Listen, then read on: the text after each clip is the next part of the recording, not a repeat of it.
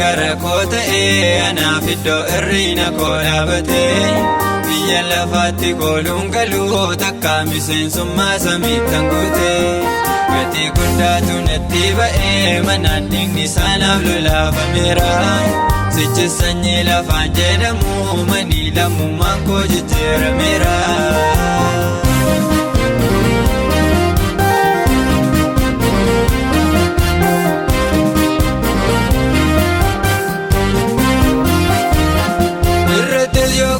Wanti lafaa kuni dhugaa ganuun hin dandeessisu ergaan itti amanee fannoo Yesuus irraa raawwadhee ija koon deebisu isanitti hidhadhee harka koon qabachuuf fiigichi koo ittuma fufa wanta lafaa miti miidhaan eegaa jiru naafuriin koo haqarraa dhufa ergaa Yesuus gara koo ta'ee anaaf iddoo irriina koo dhaabatee biyya lafaatti kooluun galuu takka miseensummaa samiittan guutee gatii guddaatu natti ba'ee manaan dhiigni isaanaaf lolaafameera sichi sanyii lafaan jedhamu manii lammummaan koo jijjiirameera.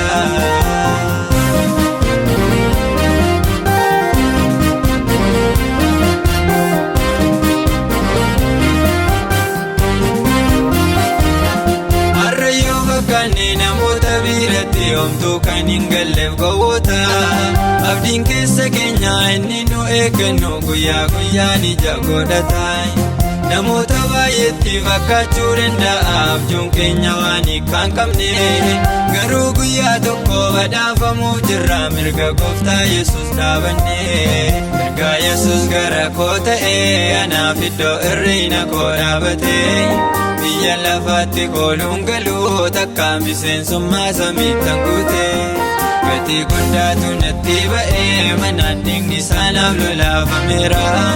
sichi sanyii lafaan jedhamu manii lammummaan koo jijjiirameera.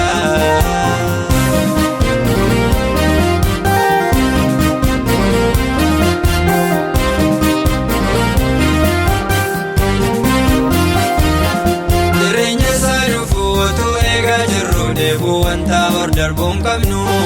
kan caaluun nu eegaa samiirraa qophaa'ee gonfoo baalarraa mataan cabnu waan lafaa gadanii samiif kaadhimamu nama jechisiisu dadhabaa kanaaf wanta baduu homaatti lakkoofnu deebi'uun saanuuf hiikaa qabaa ergaa Yesuus gara koo ta'ee anaaf iddoo irriina koo dhaabatee biyya lafaatti kooluun galuu takka miseensummaa samiittan guutee gatii guddaatu natti ba'ee manaan dhiigni isaanaaf lolaafameera sichi sanyii lafaan jedhamu manii lammummaan koo jijjiirameera.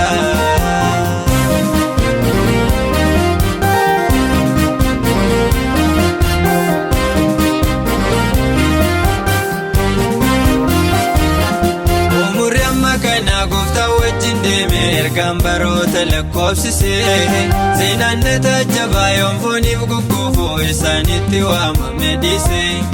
olii kuuf gabbu'uun mijachuun jireenyaa homaayyuun fakkaatu aanatti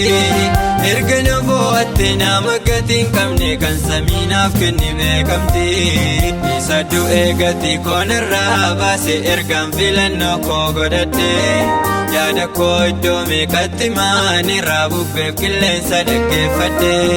kattaan itti baqadhee ooluu anaaf isa ta'ee guyyaa gidiraa olmaa sanarratti baay'atee manaan sababii Yesuusiif kan jira.